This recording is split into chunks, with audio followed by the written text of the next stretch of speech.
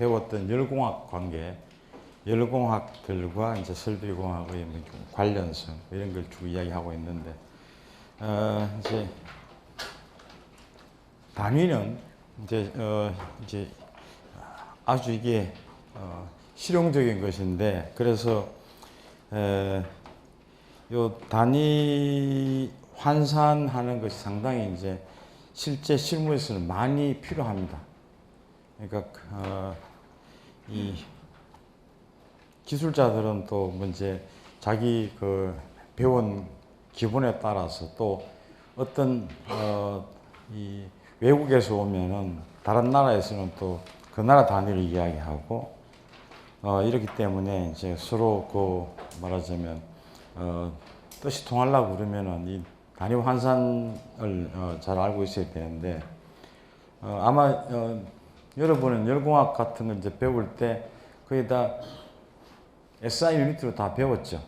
그러니까 SI 유니트를 기본으로 해가지고 다른 쪽으로 이제 뭐 변환이 어떻게 되느냐 이제 그런 쪽으로 하면은 좀 이렇게 이해하기 쉬울 겁니다. 이제 제일 그 많이 이제 뭐 쓰이는데 이제 표현이 어려운 것들이 주로 암적 단위죠. 그래서 암적 단위가 우리가 기본으로 쓸 때는 이 파스칼을 쓰죠. 그렇죠? 그래서 뭐 여기서 이게 12호승 파스칼이면은 1바고 근데 이제 또 1kg 무슨 킬로그램 폴스 퍼 스퀘어 센티미터 뭐 이런 것도 있는데 요것은 정확하게 10의 5승 요거 1kg 폴스 퍼 스퀘어 센티가 정확하게 12호승 파스칼은 아니죠 또. 그래서 그 약간 차이 있는데 실무에서는 뭐 거의 뭐 1바나 1kg 폴스 퍼 스퀘어 센티나 거의 비슷하게 사용합니다.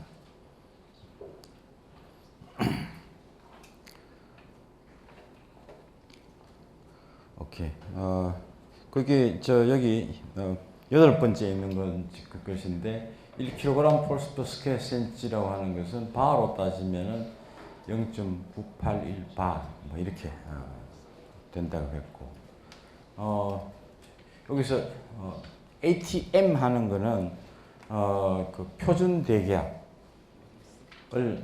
이야기하는 것이고 ATA는 이것을 킬로그램 폴스 퍼 스퀘어 센티를 그냥 또 이것을 어떤 사람들은 ATA라고 이제 줄여서 이야기하기도 합니다. 이제 주로 암적 관계 이런 것이 여러분들이 뭐 제일 이렇게 쉽게 외우는 것이 P는 로 GH 이런 거는 잘 외우고 있죠. 또 뭐 2분의 로 V 자승 그것도 압력도 아니고 그렇죠. 그래서 지난 시간에 뭐 이제 그 밀도 차에 의해서 이야기했는 게 있었죠. 여기 요런 문제 요것도 이 찬물의 이 찬물의 밀도와 더운 물의 밀도 차이 때문에 이제 생긴다라고 했고, 그 다음에 또 지난번에 한번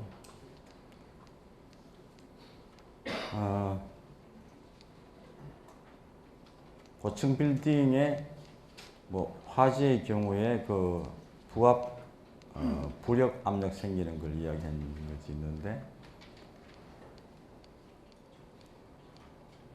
뭐 이랬을 때 이게 왜 아래층에서 난 불이 그냥 순식간에 위로 올라갔느냐, 이런 것들이 이제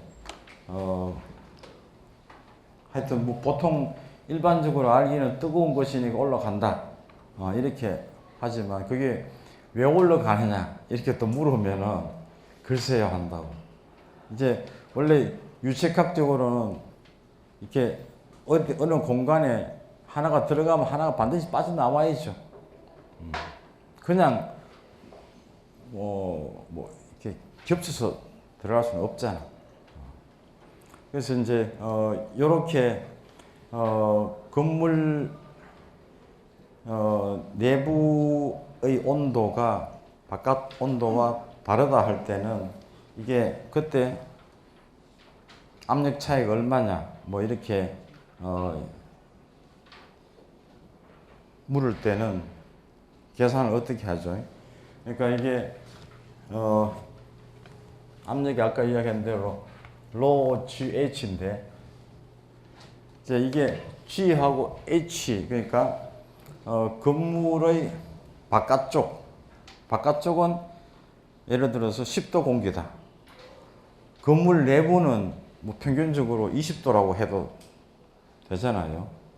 그럼 이게 소위 건물의 제일 현관 입구에서 생각할 때 그때 압력 차이가 있으면은 높은 압력에서 낮은 압력을 이렇게 밀고 들어오죠. 이제 그게 소위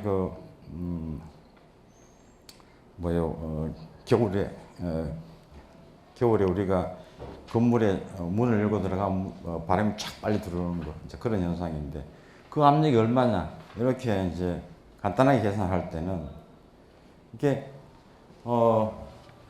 G하고 H 이거는 뭐 똑같이 보면 되고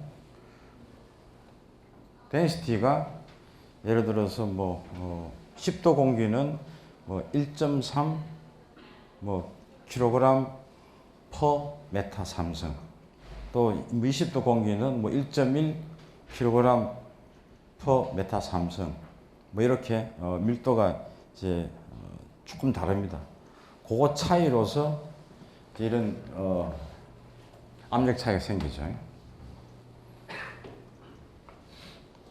물론 물이라 그러면은 뭐 이건 또 높이하고 이렇게 다 따져가지고 밀도가 공기의 1000배니까 그렇게 좀 이제 크게 생각하고 하여튼 이 단위 문제는 실무에 있어서는 아주 중요합니다. 그냥 이게 어떤 사항들을 막연하게 아는 것은 뭐 많이 틀리면은 뭐 50% 틀리고 아주 많이 틀리면 100% 틀릴 수 있어요. 그런데 이게 단위 문제는 틀리면은 1000배 뭐 이렇게 틀리죠. 그러니까 요건 좀 잘 기억해 놔야 되고 이게 설비 쪽에서는 냉동톤이라는 말을 쓰는데 이게 이제 두 가지가 있다고 했습니다. 이제 그냥 RT라고 쓰는 게 있고 또 USRT라 쓰는 게 있고 그래서 이건 이제 그냥 RT라 쓰는 거는 한국의 법정 냉동톤입니다. 그래서 이제 그냥 RT라고 쓰는 것은 3,320kcal per hour를 뜻하고 이제 그 냉동 능력을 뜻합니다. 그러니까 이건 뭐냐면 시간당 3,320kcal를 제거할 수 있는 능력 이것이 1RT고 미국에서는 그보다 좀 작게 시간당 3,024kcal를 제거하는 능력을 이야기합니다. 그래서 이제 그거 환산이 조금 다르고 이것의 그 배경은 뭐냐 하면은 1냉동톤이라고 하는 것은 1톤의 물을 0도씨 액체에서 0도씨 얼음으로 24시간 동안에 변할 수 이제 이렇게 얼음으로 만들 수 있는 능력을 그것을 1냉동톤이라고 정했습니다.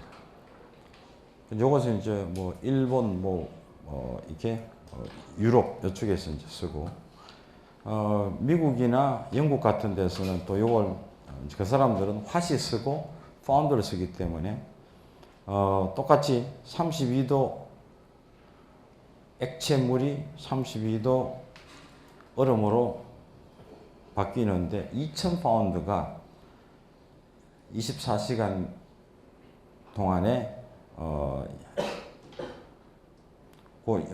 얼음으로 바꿀 수 있는 능력을 또 이제 그 사람들 냉동통일을 했습니다. 그래서 이런 차이가 있습니다.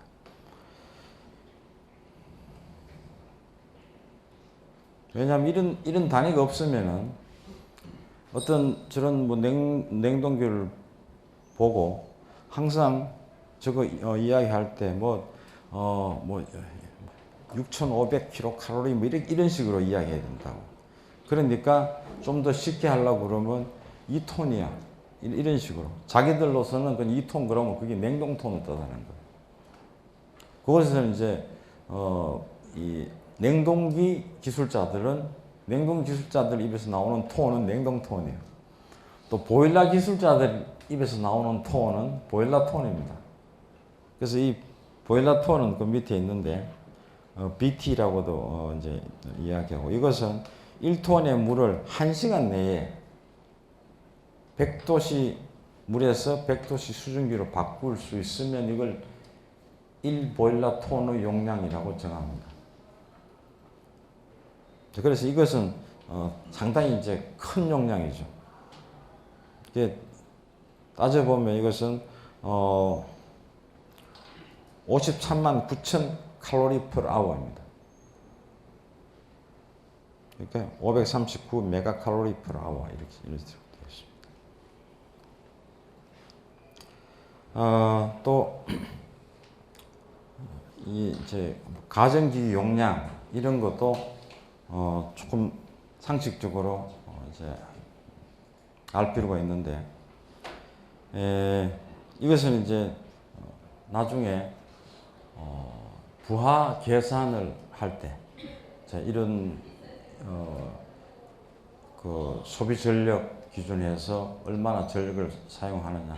결국은 어떤 기기가 전력을 사용하면은 뭐 요리를 하든지 세탁을 하든지 뭘 하는데 그 전력은 고스란히 다 실내 열로 다 바뀌겠죠. 그랬으니까 전력을 얼마 소모한다고 그러면 그 열량이 그대로 거기에서 이제 남아있는 걸로 보는 겁니다. 여기 모든 기기들이 쭉 있는데, 컴퓨터 같으면은 이제 이거는 데스크탑이겠죠. 400W 정도. 모니터만은 75W 정도. 냉장고 같은 것은 이제 이렇게 300, 400W 이런 겁니다.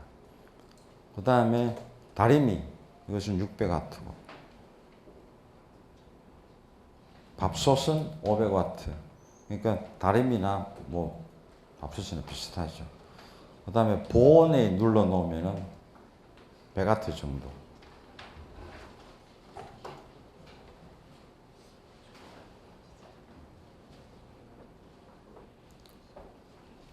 TV도 요새는 이게 25인치, 29인치가 아니라 요새는 이제 아주 크죠. 40인치, 50인치 이렇게 되면은 그것도 400W, 500W 먹습니다. 근데 이제 이게 보면은 24시간 쓰는 게 있죠.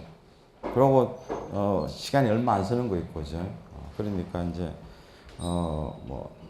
냉장고 같은 거는 거의 그래도 꼽아놓고 계속 쓰는 걸로 봐야 되겠습니다. 청소기 500W, 에어컨 이게 일반 가정용으로 보는 건데 1300W 해서, 이게 가장 큰 게 하나 있죠. 할로겐 레인지. 이게 이제 보통 불꽃은 안 나오지만은 하여튼 이게 라면도 끓여 먹고 하는 그런 레인지인데, 이걸 보통 뭐 전자 레인지라고 뭐 전기 레인지라고 합니다. 이게 가정에서 쓸 때 일반인들이 이만큼 이게 소비 전력이 높은 줄 몰라요. 그래서 뭐 그냥 이렇게 옆집에 서니까, 왜냐하면 이게 남이 끓이는데 무슨 불꽃이 안 보이잖아. 그러니까 좀 기분상 뭐 탄산가스가 덜 나오겠다든지 뭐 이런 식으로 이제 많이 생각하는데, 결국은 이게 뭐 좋은 것은 7000와트. 그러니까 이게 전기 달임이 10개여야 됩니다. 그래서 이게 하여튼 엄청 많은 전력을 소모하는 것이다. 전기레인지라는 게. 그렇게. 가정용 전력요금도 이건 이제 참고적으로 여러분한테 보여주는데, 이게 누진제라는 겁니다. 그러니까 많이 쓰면 기하급수적으로 요금이 올라가도록 되어 있습니다. 그래서 이게 뭐 100kWh 때는 6,500원 하던 것이 8배가 되면은, 이게 산술적으로 계산하면은 뭐 7,000원 해도 8배 하면은 5만 원, 5, 6만 원이죠. 그런데 이게 규정에 의하면 34만 원을 내야 돼요. 이제 이런 것들 뭐 이유는 알겠죠. 왜 누진해놨는가. 또 그다음에 이제 이렇게 넓이들 아직까지 뭐 이렇게 여러분도 그럴지 모르겠는데, 하여튼 조금 이렇게 나이 있는 사람들은 평을 다 이야기하죠. 이제 그게 3.3 뭐 뒤에는 빼버리고 메타 자성 이야기하고. 이제 근데 이게 넓이라는 게 참 규정하기 힘들어요. 그러면 이제 지금은 이 교실의 넓이가 얼마쯤 되겠느냐? 여러분 사는 집하고 생각해서 요 교실이 30평 되겠어요?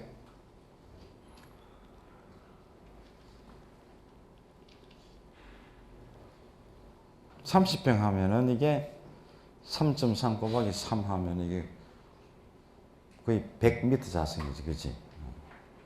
100m 자승이 30평이에요.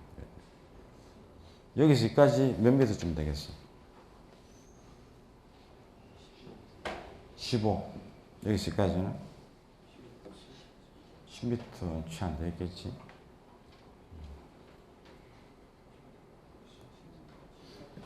그래서 하여튼 뭐 이쪽에 15m 치고 이쪽에 한 뭐 8m쯤 치면 얼마지? 120m 자수.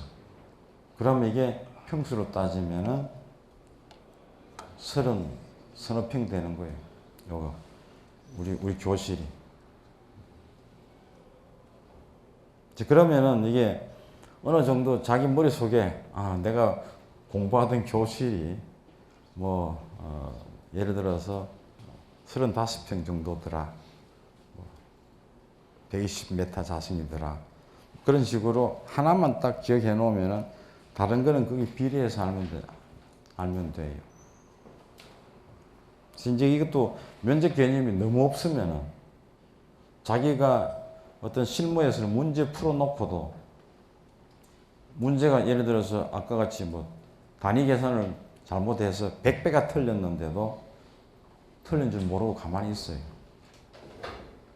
뭐 이런 것을 이런 뭐 예를 들어서 교실이 하나 뭐 500평이다 그래도 그런가 봐 이렇게 넘어가는 사람이 있다 이거죠. 50평이라 해도 와 크다 할 텐데 500평이다 해도 글쎄 그냥 이 전혀 감이 안 오는 사람은 실무에서 이제 좀 이렇게 실수할 때 잘 찾아내기 힘듭니다. 우리 이 공대 본관이 저게 1650m 자승 좀 돼요. 이게 이 바닥 넓이가. 대충 해서 500평입니다. 500평 하면은 이런 교실이 몇 개쯤 들어가죠?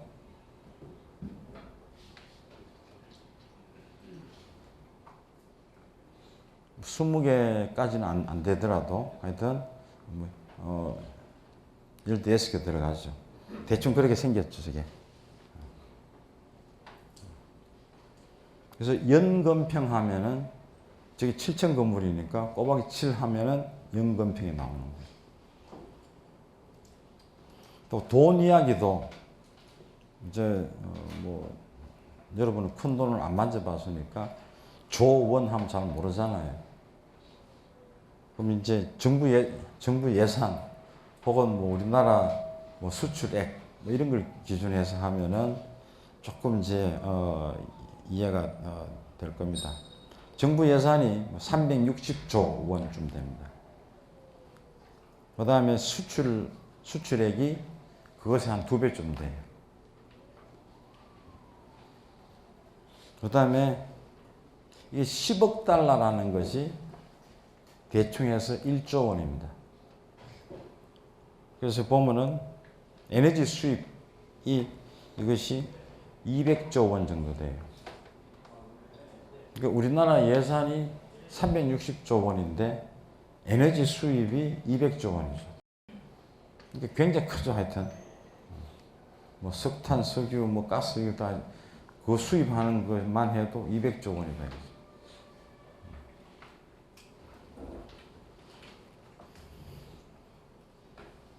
그다음에 뭐 해외 플랜트 수주가 뭐 이것이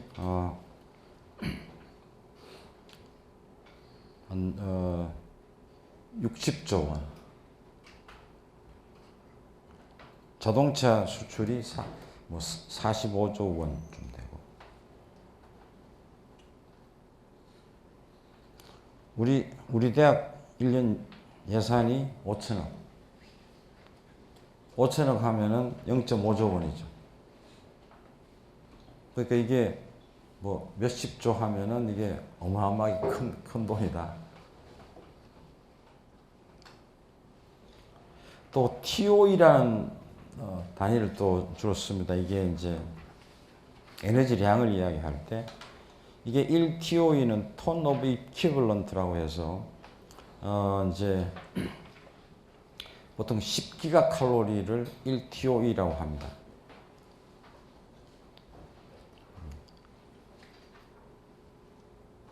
하여튼 이제 이건 TOE라는 것은 여러 가지 이제 그 열량들을 다 이야기할 때 뭐 기름 이렇게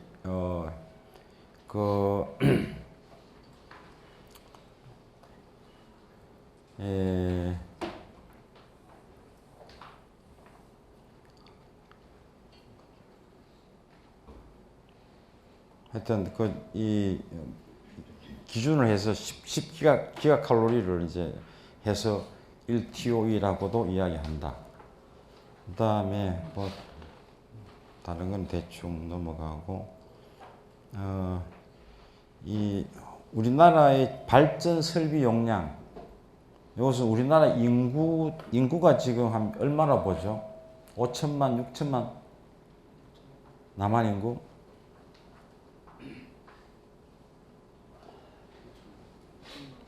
6천만, 5,500만? 그럼 5,500만 하면은 국민 1인당 발전 설비 용량이 1kW씩 주었다 하면은 얼마지?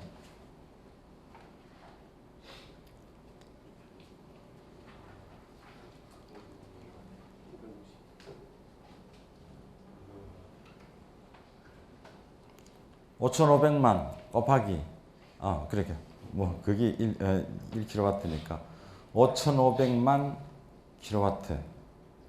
그렇죠? 그럼 그게 메가와트로 따지면 얼마지?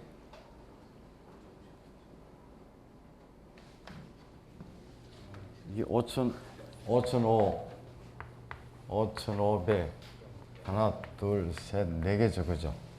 그러면 이게 일로 가면 킬로고 이로 가면은 기가죠. 대충 그래서 우리나라 지금 현재의 발전 설비 용량이 56기가와트입니다. 대충 국민 1인당 1kW 정도 돼요.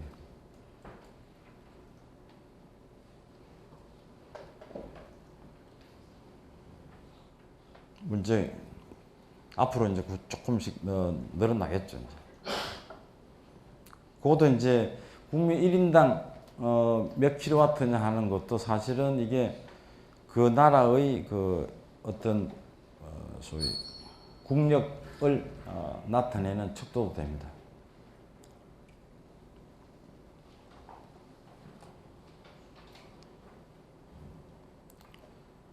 또 뭐 이렇게 아까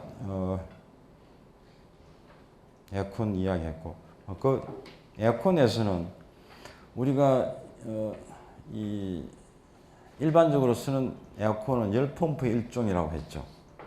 즉 에어컨이 낮은 온도에서 열을 높은 온도로 이렇게 옮기는 거잖아요, 그렇죠? 그러니까 이게 열펌프의 전형적인 이야기예요. 그래 되면 그 열펌프는 COP로 다 이야기했죠. 그 성능을, 그죠? 그래서 일반적으로 이 에어컨 성능이 어떠냐 할 때는 COP를 보기도 하는데 실제로 저 이제 네임플레이트를 보면은 EER이라고 또 적어놨어요. 그게 뭐냐 하면은 이제 그 1와트당 1와트의 전기가 몇 킬로칼로리 per hour를 밖으로 열량을 내보낼 수 있느냐 하는 그런 단어입니다. 이거는.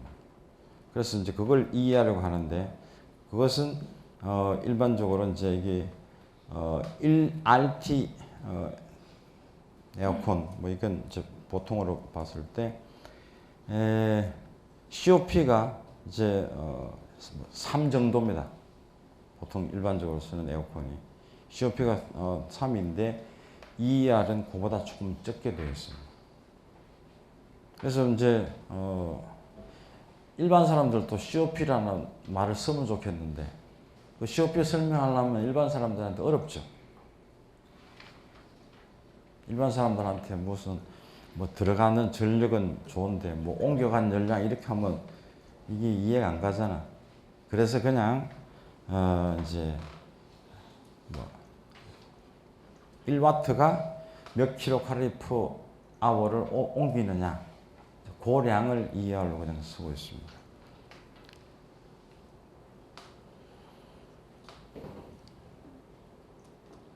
됐고 이건 넘어가고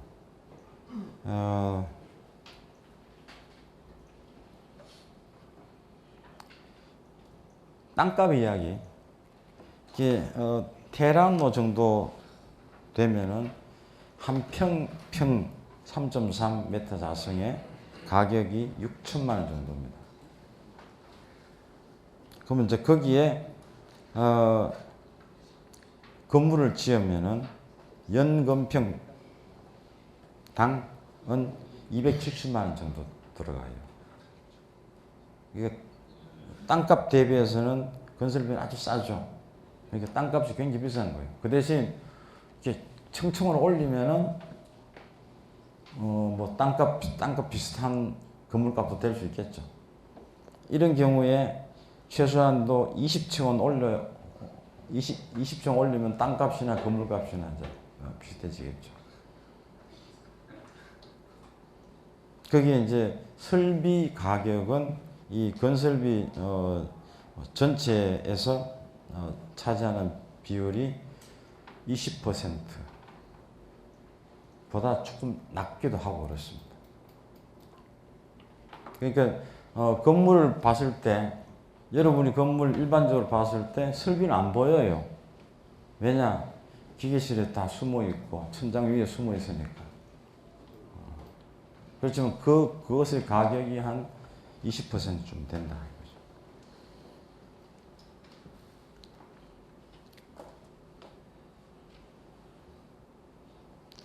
이렇게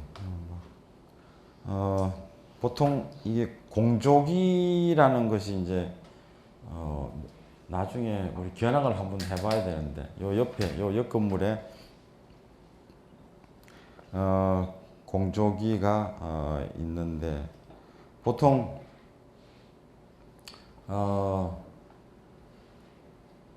일반 그 오피스 빌딩에 같은데 보면은 기계실 혹은 뭐 공조실 이렇게 써놓은 데가 있어요. 이제 그런 데는 들어가면은 공조기가 이제 방 하나에 가득 차 있어요.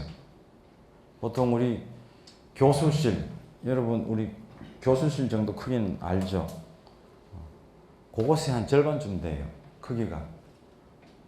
그런 건데 그런 장비인데 그런 장비가 이렇게 가격으로 치면 한 2천만 원 내지 3천만 원 정도 하는 겁니다.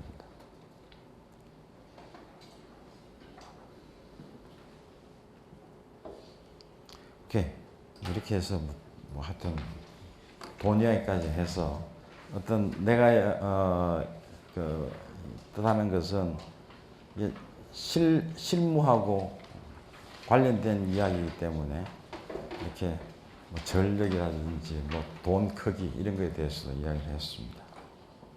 이제는 이제 건물에 대해서 우선 이야기합시다. 이 건물이라는 것은 주거용 건물도 있지만은 공장용 건물도 있습니다. 하여튼 그러니까 이제 건물에 대해서 이제 이야기하는 것이 근데 건축 뭐 건물 설비 혹은 건축 설비 이렇게 하는 건데 설비는 기계와 전기가 합쳐서 다 이제 뭐 건물 설비라고 합니다. 그다음에 이제 기계 설비 중에서 대부분이 HVAC예요. 그거 이제 기계 설비는 건물용 유틸리티를 다 뜻하기 때문에 기계 설비가 유틸리티라는 거는 냉난방, 위생, 급수, 소방, 뭐 수송이라고 하면 에스컬레이터, 엘리베이터 이런 거예요. 이제 그런 것들을 다 기계 설비를 하는데 냉난방 요쪽만은 이제 소위 HVAC라고 하는 겁니다.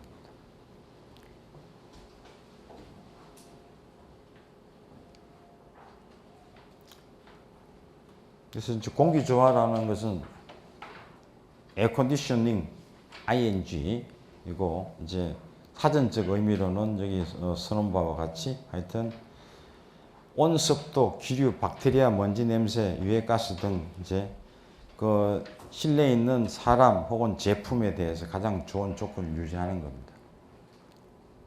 그러니까 이게 이제 산업용 공조라고 이야기하면 하여튼 이것은 이제 제품에 대해서 이야기하는 것이고 보건용 공조라고 하면 이제 사람에 대해서 이야기하는 거예요. 또 이제 이게 뭐 연간 공조, 기간 공조라는 말도 있는데 이것은 뭐 뜻보면 알겠죠. 하여튼 뭐 에너지 효율 이야기는 지금까지 쭉 계속했었고 지금부터 이제 이렇게 쭉 보여주는 그림들은 왜 보여주느냐 하면은 이게 기계 설비 혹은 이제 그 기계 설비 안에 들어가 있는 HVAC는 건물이 어떻게 생기든지 거기에 춥지 않고 덥지 않고 그 다음에 좋은 공기 공급하고 이런 거죠. 근데 이제 건물은 모양이 제각각입니다. 그러니까 거기에 맞춰 가지고 이제 우리가 설치를 해줘야 되는 거죠. 그래서 이런 데도 보면은 뭐 고층 아파트도 있지만은 또 저층 뭐 주거단지도 있죠. 그러니까 하여튼 말하자면 이런 데서 사는 사람들이 요구하는 것은 다 비슷하겠죠. 그러나 우리가 어떤 장비라든지 우리의 아는 기술을 여기다가 적용하려고 그러면은 이 사람들이 가지고 있는 그 공간에 맞게끔 해줘야 되겠죠. 그래서 이게 건물 모양이 얼마나 이제 천차만별이냐 하는 것을 지금부터 보겠습니다. 이제 이건 국내에 있는 것인데 하여튼 주상복합이라고 되어 있는 게 있습니다. 이거 뭐냐면 주상이니까 주는 거주, 상은 상. 그러니까 이게 예를 들어서 20층 아파트인데 1, 2, 3층 지하까지 포함해서 1, 2, 3층까지는 뭐 식당도 있고 당구장도 있고 뭐 은행도 있고 이런 거예요. 그게 이제 상업용이고. 그 위에는 이제 소위 일반 아파트 같이 이제 그렇게 되어 있는 거예요. 그럼 이럴 때는 설비를 어떻게 하느냐? 이게 이제 제일 어려운 것이 뭐냐 하면은 일반 주민들은 이렇게 난방을 해도 24시간 하지 않죠. 냉방을 해도 뭐 자기 필요할 때만 하죠. 그죠? 물을 써도 그냥 물 쓰는 시간이 대충 정해져 있잖아. 그런데 이게 상업용 건물은 그렇지 않죠.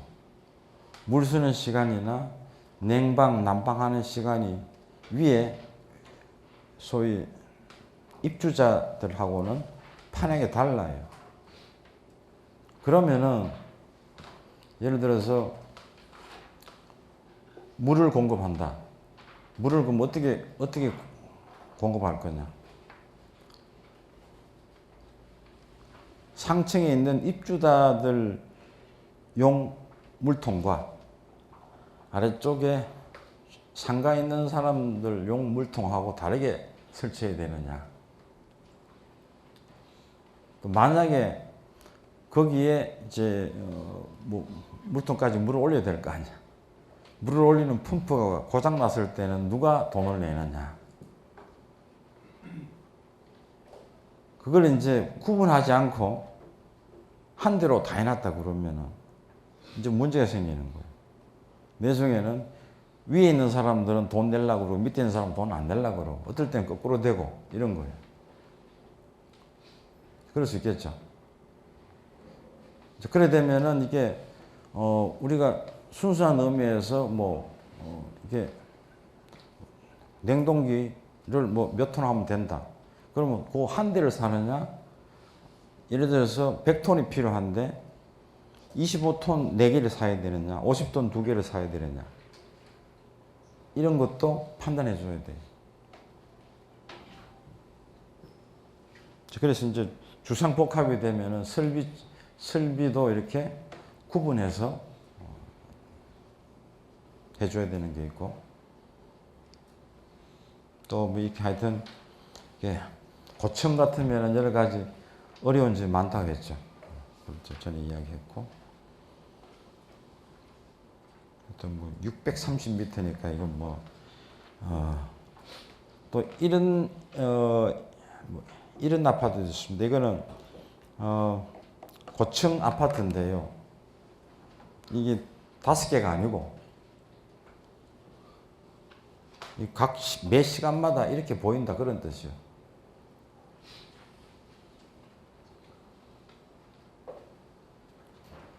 그러니까 이게 아파트 각 층이 이렇게 도는 거예요.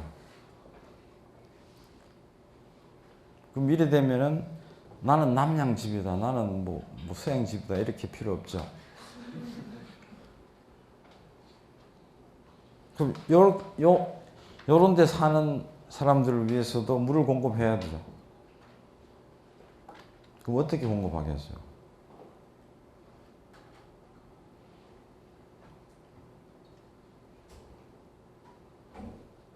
하여튼 그거는 이제 소위 기계 설비하는 사람들의 몫이요. 어떤 기술로 해서 이게 층간에 누수가 없이 급수도 해야 되고 배수도 해야 될 거 아니야. 그럼 또 이게 전기 뭐 하여튼 이런 거 하는 사람도 선이 그죠?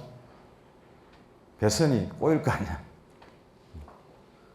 그럼 어떻게 하는가 하는 것도 소위 기술자들의 몫으로 남는 거예요.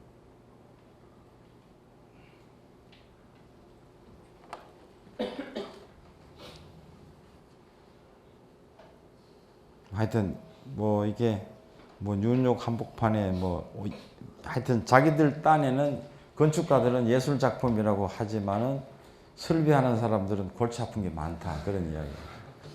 거기에 맞춰주려고 하는. 그래서 이게 뭐냐면은 설비하는 사람도 머리를 쓸 수 있어야 된다 이런 뜻이요. 그게 머리를 쓴다는 게 쭉 하던 대로 하는 건 쉬워요. 그런데 이제 새로운 어떤 대상이 나타나면은 근본부터 생각해야 된다 이거죠. 역학적으로. 원리부터 생각해야 돼요.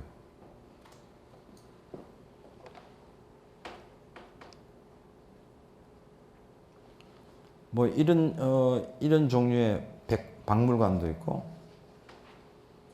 또 뭐 이런 것은 뭐 원자력관인데 뭐 브뤼셀에 있는 원자력관은 뭐 이런 식으로 이렇게 공간을 만들어 놓은 거예요. 이런 데서 지물을 보는 거지.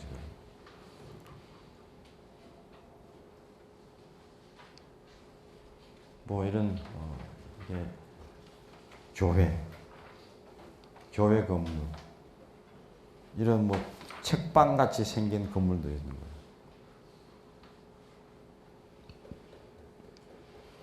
또 이렇게 뭐 핸드백 같은 그런 건물.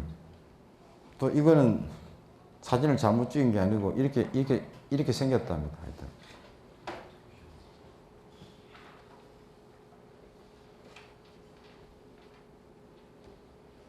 그러면 이제 일부러 이 사람들은 이 곡선 기둥을 뭐 만드는 데 애를 먹었겠지. 그럼 이제 이런데 맞춰가지고 배관을 해야 되고 닥트를 해주고 해야 되는 거죠.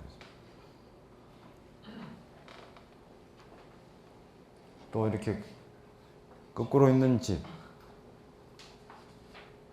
뭐 저렇게 모양은 거꾸로 되어 있어도 물은 하여튼 위에서 아래쪽으로 흐르겠죠.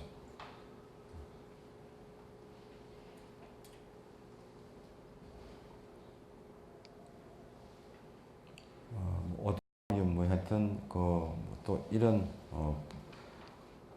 풍선 같은 걸로 이렇게 진. 그러면 이 안에서 무슨 운동 시설 같은 게 있는데 이럴 때 이 안에 뭐 화재, 방화라든지 또 난방 뭐 이런 것들을 어떻게 하느냐 상당히 이제 어려운 점이 많이 생기는 거예요.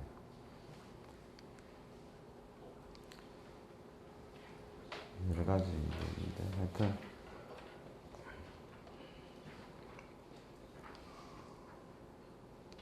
도서관 이건 또 빌딩인데 하여튼 뭐 이상한 형태의 어떤 이런 백화점인 것 같아요.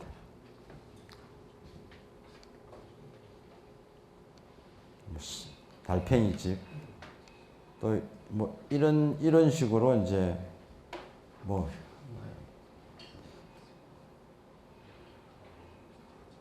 마드리드에 있는 빌딩인데 하여튼 뭐 이런 식으로 돼 있다든지 뭐 이런 뭐 예술적 공간 이런 공간 여러 가지가 있습니다. 하여튼 이건 세탁기 집이네. 세탁기 집도 있고 또 뭐 이런 식으로 이렇게 곧 떨어질라 말라 한 그런 집들도 있습니다. 도움이고 여러 가지가 있는데 하여튼 쭉 한번 보세요. 이건 라이브러리 있고 이 올림픽 스타디움 뭐 올림픽 스타디움 같으면 이제 이건 스타디움이고 여기 여기 또 무슨 전망대 비슷한 게 있고, 이건 또 연꽃 교회, 뭐 또 스톤 하우스, 카사 블레오, 또 이건 또 지붕 전체가 이렇게 서서히 경사판으로 되어 있는 게 있고, 이 지붕인지 창문인지 잘 모르겠어요. 이래 되면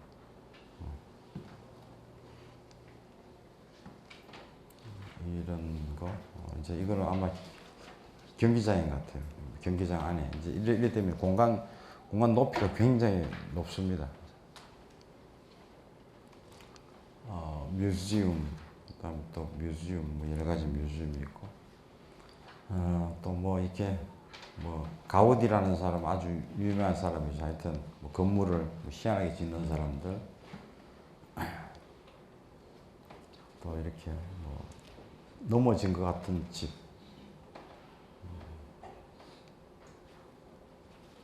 뭐 이렇게 이건 또 무슨 큰 그 뭐 오이 같은 그런 모양을 한 집도 있고, 또 예를 들어서 이런 뭐지 무인도 하나 빌려가지고 사가지고 무인도에다가 꼭대기에 집을 짓고 사는 사람도 있습니다. 그럼 이런 데서는 여기 케이블카가 보이는데 하여튼 뭐 여기도 물은 들어와야 되고 전기는 들어와야 되겠죠. 또 뭐 바위 틈새에 또 바위가 끼어 있는데 이 바위 안에 또 바위를 뚫고 뭐 성당을 지은 것도 있고,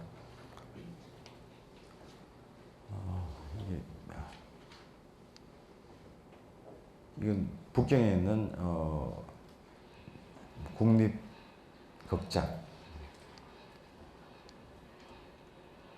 그러니까 이게 이제 꼭 이런 뭐 사각형으로 되어 있는 오피스만 뭐 교실 같은 거면 아니고, 이렇게 뭐 체육관, 뭐 박물관, 온갖 종류의 이제 그런 우리가 설비가 들어가야 될 대상 공간이 천차만별이다 이겁니다.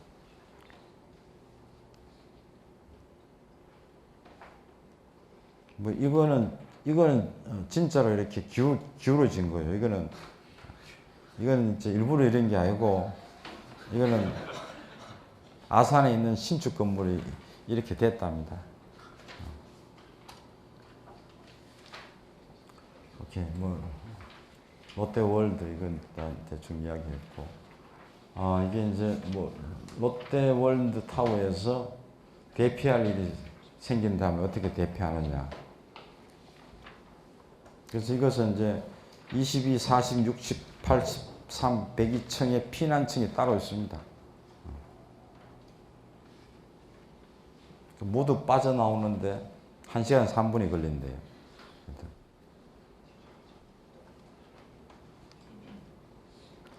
타워 크레인, 이게 공사하면 항상 이렇게 서 있죠. 처음에 건물 올라감에 따라서 자꾸 올라가죠, 이게. 그걸 어떻게 올리느냐 하는 것이 여기에 이제 그림으로 지금 보이고 있습니다. 유압잭으로 올려가지고 그 사이에 부재를 하나 집어넣고 유압잭 빼고 또 그런 식으로 자꾸 올리는 거예요.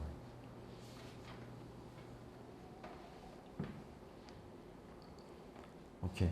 어떤 이제 건물 구조 이런 것도 이제 건물을 짓는 사람들, 아까 보면은 야, 왜 그런 건물 지었어? 뭐 그런 이야기를 뭐 설비할 사람이 뭐 할 필요는 없겠죠. 하여튼 설비는 그런 모든 공간에서 필요한 어떤 깨끗한 공기, 또 뭐 시원한 공기 이런 걸 이제 만들어 줘야 되니까. 그래서 이제 건물로서 구실을 하려고 그러면 건물은 뭐 어떤 이제 뭐 특성이 돼야 되느냐 하는 거예요. 안정성, 거주성, 내구성, 경제성, 구조미 뭐 이런 것들이 이제 있어야 된답니다. 그러니까 우리가 이제 어떤 건물을 대상으로 해서 설비를 하지만은 그런 건물은 또 최우선적으로 이런 것들을 고려한다 하는 것은 우리가 이해는 하고 있어야 되죠. 또 이제 법률에 의해서 이제 뭐 건축법에서는 주요 구조부, 벽, 기둥 이런 것들이 이제 법적으로 여러 가지 이제 제약을 다 걸어 놓습니다. 벽은 어떻게 돼야 된다 이런 식으로.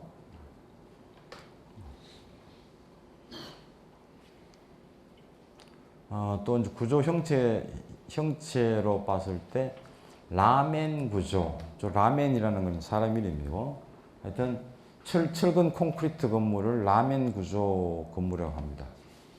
벽식 구조, 트러스 구조, 아치 구조, 뭐 플랫 슬라브, 절판 구조, 뭐 이것은 뭐 알겠죠. 이제 여러 가지 이제 구조의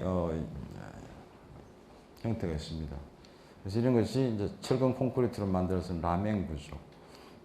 뭐 이건 조적식 하면은 시멘트 이렇게 쌓아서 만드는 거예요. 적벽돌로도 이제 쌓아도 되고. 그러니까 이런 것들은 적벽돌로 하는 것은 기둥이 없죠.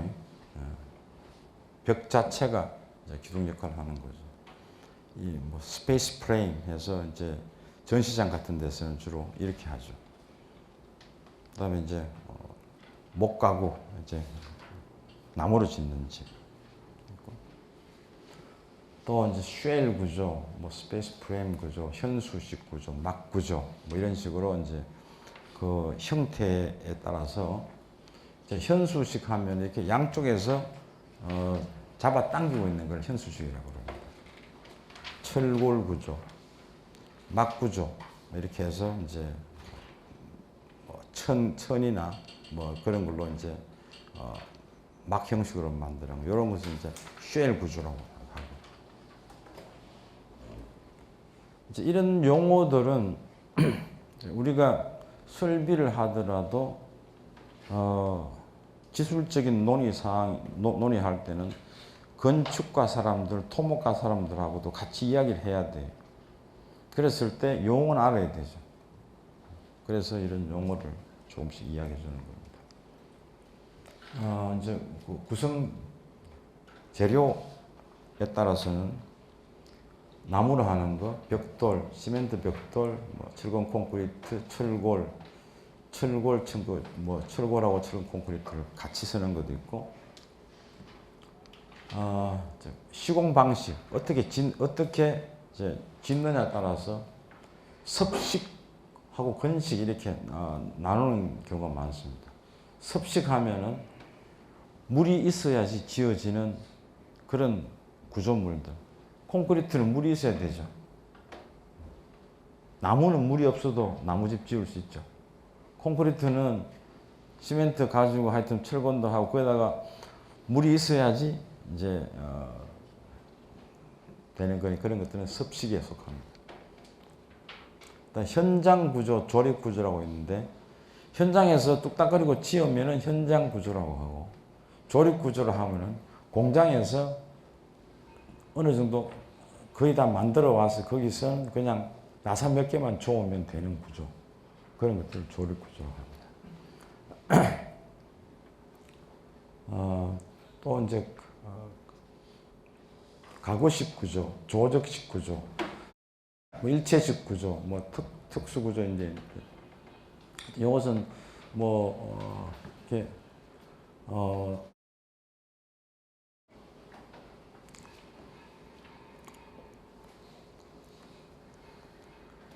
가구식 뭐 하여튼 말 그대로 하여튼 이렇게 구조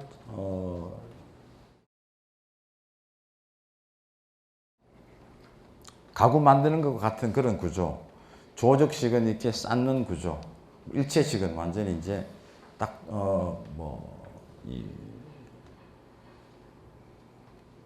한 덩어리로 된 거 그런 걸 떠나오겠죠. 또 구조도 이제 구성 방식이 있고, 이제 건물 기자재, 이제 지붕 재료, 외벽 재료, 내벽 재료, 채광 재료라는 말도 있는데 이것이 이제 유리계통이에요. 그다음 천장재, 바닥재 뭐 이런 식으로 구분합니다.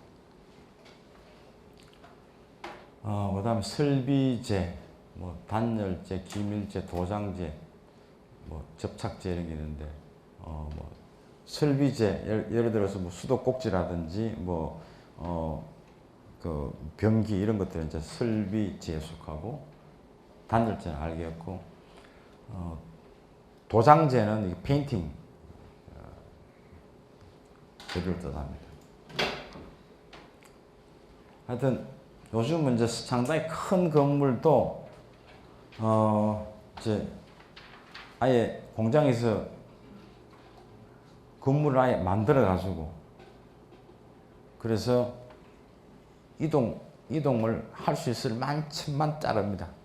잘라서 가지고 와서 그냥 설치하는 그런 경우도 많이 있습니다. 그것은 이제 현장 조립해서 이제 집을 지을 때는 인건비가 많이 드는 그런 게 있죠.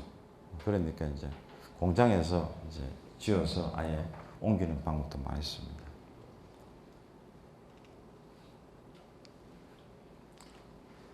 이렇게. 하여튼 이런 지금까지 이야기했는 것들은 설비가 설비 단독으로만 있는 것이 아니고, 그게 이제 소위 그 주위에 그 건물을 설계했는 사람이라든지, 또 건물 전체를 또 이렇게 지은 사람, 이런 사람들하고 소위 정보가 이동돼야 되겠죠. 그러려면 서로 이제 용어라든지 이제 이런 것들을 조금씩 알 필요가 있다, 이런 이야기입니다.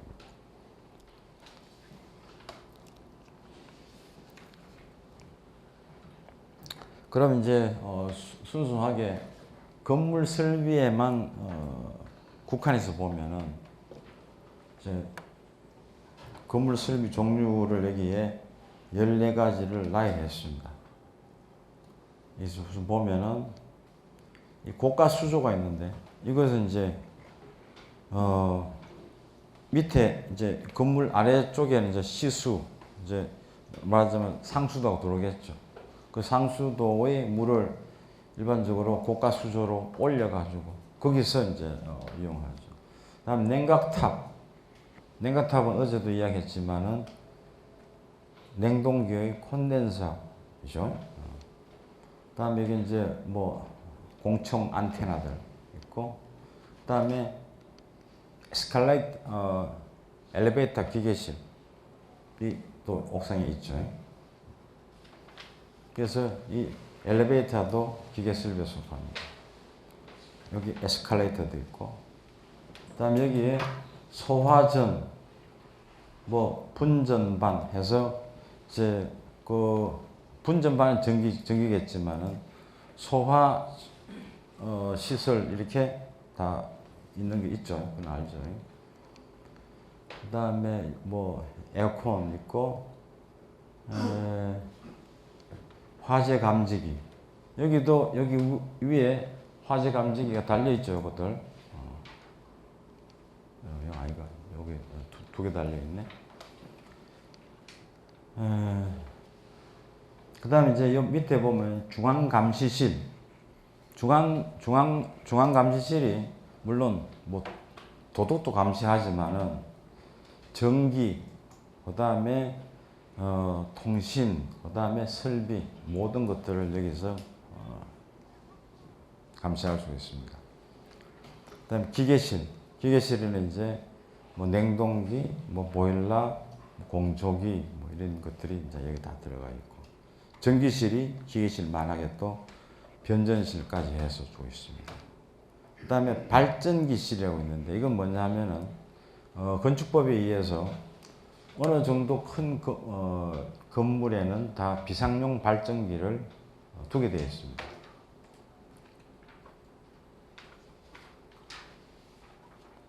그래서 이제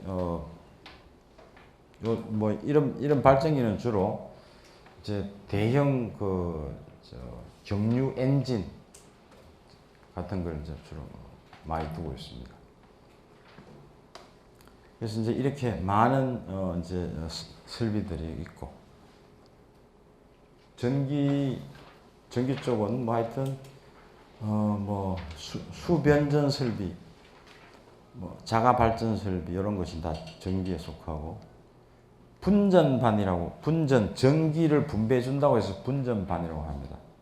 그래서 건물 이 각 층마다 벽에 이게 전기 수질이 잔뜩 들어가 있는 그 함이 있죠. 그런 분전반이라고 합니다. 이제 여기 이제 전선이 쭉 올라가고 있죠. 이제 이런 거 하고도 우리가 이제 연관을 지은 이유는 뭐냐 하면은, 전선이 하여튼 연결돼야 될 거 아니야. 그리고 우리가 물 파이프도 연결돼야 되죠. 그럼 그게 같은 공간을 이용해서 올라가요. 그런 공간을 보통 샤프트라고 그러는데, 하나의 샤프트를 이용해서 물 파이프도 올라가고, 뭐 TV 공청 선도 올라가고 다 이렇게 올라가고 있어요. 그러니까 서로 이제 기술적인 업무 영역을 다르더라도 같은 공간에서 다 모든 작업이 이루어집니다. 그래서 이제 이쪽 사람들하고도 또 좀 알 필요가 있어요. 그래서 하여튼 기계 설비는 건물의 혈액이라 보면 된다, 이런 이야기고, 공기조화, 냉방, 환기, 뭐 지금까지 쭉 이야기했지만은 이게 공기조화, 이제 기계 설비 안에 공기조화가 있다고 이렇게 생각하면 돼요. 공기조화의 제일 기본은 이것이 우리가 있는 교실인데, 교실이 지금 뭐 3개 있습니다. 3개 있는데 여기에 바람이 공급이 되죠. 이게 푸른 선, 이 푸른 선으로 하는 것이 이게 덕트예요. 덕트로 공급이 되고, 그 다음에 리턴이 돼요. 그래서 이제 공급되고 리턴되고, 그래서 공급되는 것이 시원한 바람이, 오늘 같이 더울 때는 시원한 바람이 좀 들어줘야 되죠. 오늘은 너무 더워. 하여튼 그래서 또 우리 여기 뭐 사람들에 의해서 더워지고 탄산가스가 많아지고 먼지가 많이 된 공기는 또 다시 되돌아가는 거죠. 그래서 여기 노랗게 돼 있는 것은 열교환기고, 뭐 여기 있는 것은, 앞에 있는 것은 필터입니다. 그것이 여기 또 OA는 out air, EA는 exhaust air라고 해서, exhaust air는 배기죠. OA는 외기. 그래서 일부가 여기 우리가 탄산가스를 많이 만들었으니까 일부는 exhaust, 배기해 버립니다. 20% 정도. 그럼 배기된 정도의 공기는 바깥에서 들어와 줘야 돼요. 그런 식으로 기본 사항들이 되어 있습니다. 그래서 이것은 설계도인데, 설계도에서는 흐름도 뭐 평면도 뭐 이런 것들이 이제 되어 있는데, 흐름도라고 하는 것은 축척은 상관없이 그냥 유체가, 공기나 물이 어떻게 흘러간다 하는 것을 잘 보여주는 그런 도면입니다. 그래서 이것이 이제 공기조화기라는 건데, 공기조화기에서 요거는 이제 실제 도면을 보여주기 때문에 SA, OA, EA, RA 이런 식으로 적어놨는데, 이런 것들은 이제 경험이 많은 사람은 이제 요것만 봐도 알죠. 뭐 SA는 supply air, 급기입니다. 그 다음에 OA는 아까 이야기했죠. 외기. EA는 exhaust, 배기. 그 다음에 RA는 return air.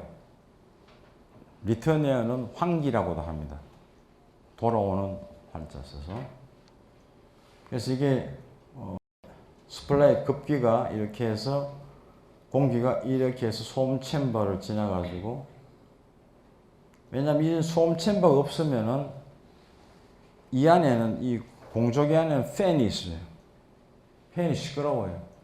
그 소리가 그냥 교실에 들어오면은 수업을 못 하죠. 그래서 소음을 한번 줄여주는 챔버도 있습니다. 그래서 이 SA라는 것을 통해서 이제 말하자면 이제 깨끗한 공기, 그다음에 지금 같으면 여름 같으면 시원한 공기 이게 들어오는 거예요. 그래서 이제 여기 RA는 또 이제 시원한 공기가 더워진 것들은 여기 이런 RA를 통해서 이렇게 해서 들어가고. 그럼 이제 이걸 보면은 공기 흐름을 알겠죠. 그래서 실제 도면에는 이런 식으로 흐름도라는 게 그려져 있습니다. 기계실 조감도. 그래서 여기 이런데 보면은 배관이라든지 큰 굵은 배관, 작은 배관들이 이렇게 얽혀설켜 있죠. 이걸 이제 2차원적으로 그려 놓으면은 이게 서로 통과할 수 없는데 그냥 그려 놓은 적도 있어요. 그래서 요새는 이제 3차원 도면 기구들이 많이 나와 있으니까 이런 식으로 이제 조감도를 만들기도 하고, 또 좀 더 이제 복잡한 것은 3D CAD를 이용해서 이렇게 3D 배관 개통도를 미리 그립니다. 자, 그러면은 이제 이 배관 길이가 얼마 되고, 배관이 L이 몇 개고, 여기 밸브를 설치할 수 있는 공간이 있는가 없는가를 확인할 수 있는 거죠. 닥트도 이렇게 해서 요새는 3D로 해서 아예 다 컴퓨터 상에서 다 그려봅니다. 그래서 모양이 괜찮게 나오느냐까지도 다 보는 거죠. 이렇게. 오늘 또 이 정도 하고 추석 쉬고 그래 보겠습니다. 오케이, 오늘 그만.